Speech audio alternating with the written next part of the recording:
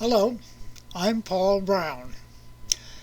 I want to correct a recent Chronicle show of Fritz Weatherby getting it wrong about how our town Raymond got its name.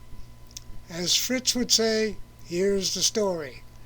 But I'll add, here's the real story. Now, I should acknowledge that Mr. Weatherby is an engaging and skillful storyteller.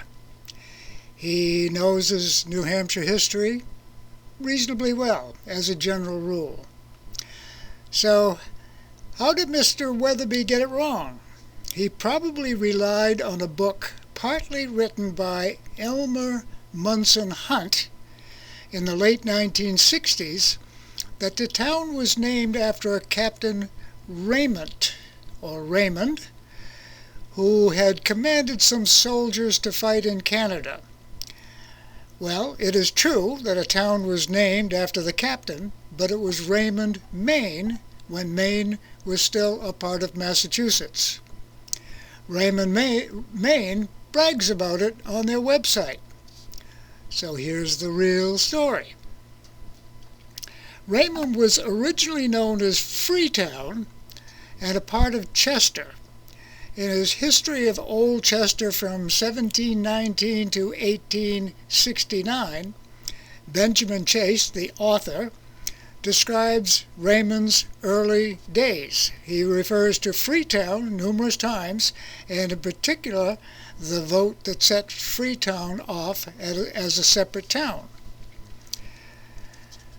Raymond's historian, Joseph Fullerton, explains the reason for the name Freetown. The King of England claimed the tallest trees for his navy. The local folks cut the trees anyway, and they called it a free town. Fullerton describes an incident in which the king's agents seized a load of mast trees and then ran the wagon into the river. Contrary to fact, Fritz echoed Hunt, who averred that Raymond was given an exemption from the tree-cutting rule. Also, that the town was granted to Captain Raymond's soldiers, and it was called Beverly, Canada. Well, none of that is true. Chester was divided into lots of varying sizes, and the area we now know as Raymond was granted to favored families from the seacoast. One of the grantees was the governor himself, who was the first owner of a lot that is now the town of Raymond transfer station, which we once knew as the town dump. Here's a picture of a map at the New Hampshire Historical Society dated 1771. I suspect it's a copy of an original one, but it predates Chase's map shown earlier. This has the names of the original grantees on the lots.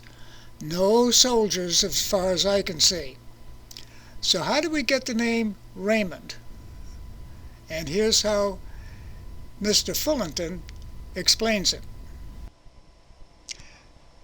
Changing the name from Freetown to Raymond was taking a new and classical one. And he also says that Ray and Mond mean shining world.